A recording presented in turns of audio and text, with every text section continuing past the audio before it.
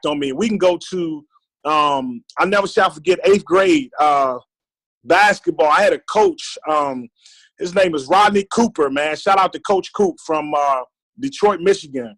And, man, Coach Coop, man, was the first person to tell me that I had a textbook jump shot. And I had never heard that phrase. I had heard the phrase, but I'm saying I ain't having nobody tell me that. And, man, just the way he's, kind of. Explain real quick, what's a textbook jumper for those? Textbook shot means you have the right form when you jump. You have the right hand placement. Your elbow is in. You follow through with your shot. Just all the dynamics that go into shooting properly that I didn't know I was doing, but I was doing them.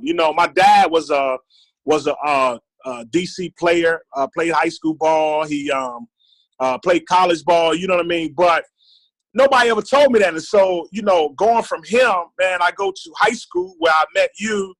And, man, I had a coach named Chris Fielder, who was a walk-on college player. Man, he opened the game to me, man, in a way I had never seen before. And, do you remember you and DeJuan's pick and roll? Oh, man. Yo, I just brought this up. I just brought this up like 3-4 days ago. Who did? I did.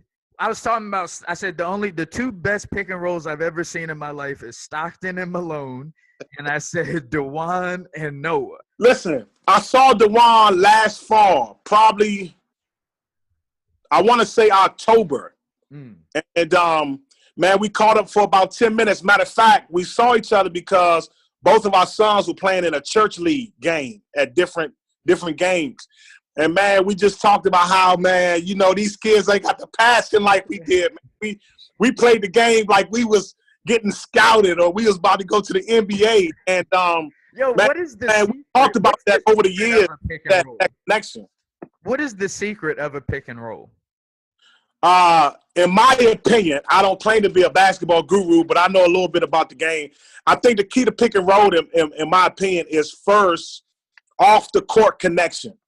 If you have an off the court connection, you can do anything you want on the court.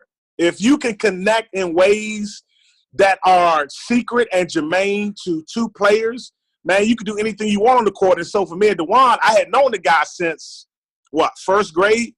And, as we got older, man, we started playing more together. And, man, it was just something that we had. And so when we got on the court, man, to me, it was easy. It was just easy work. And so just getting in position, getting in exact position, I know what he can do. He know what I can do. And so I can get in a position that will make the other guy totally frozen and can either free him up or freeze him out of the play. That's what you really want to do in a pick and roll. You want to freeze one guy out of the action so that you have a 2-on-1. That's what you want to do. Man, that's amazing. And it also makes me go to a punchline to that question is, like, Jay-Z has once said, somehow the crack game reminds me of the rap game. And he ties and threads together the combination. Do you see any parallels between basketball and life? If so, what are some of those things that you see? Man, the parallels are endless. I mean, I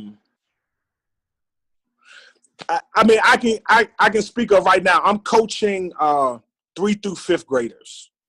My first year doing it for that age group, it's probably one of the toughest things I've had to do, man, just to, number one, get them to hunker down and listen. I probably have 3 tiers of players. I have some guys that have played. They know what to do somewhat. I got a second tier that have never played under the whistle, but if they're coached up, they could do a lot better. Then I got another tier of guys, man, who just, while I'm trying to instill stuff, they over there playing Ninja Turtles or something. It's like, dude, what are you doing? So it's a constant, trying to teach the game, helping them not pick up bad habits, but helping them have fun. And so as it relates to life, man, I try to, in everything they do, related to some aspect in life. If you don't practice, you're not going to play. And so as in life, man, if you don't have a vision for what you want to do, you're not going to ever become anything productive. And so I don't even know if we have enough time, man. The parallels, the correlation between basketball and life are endless.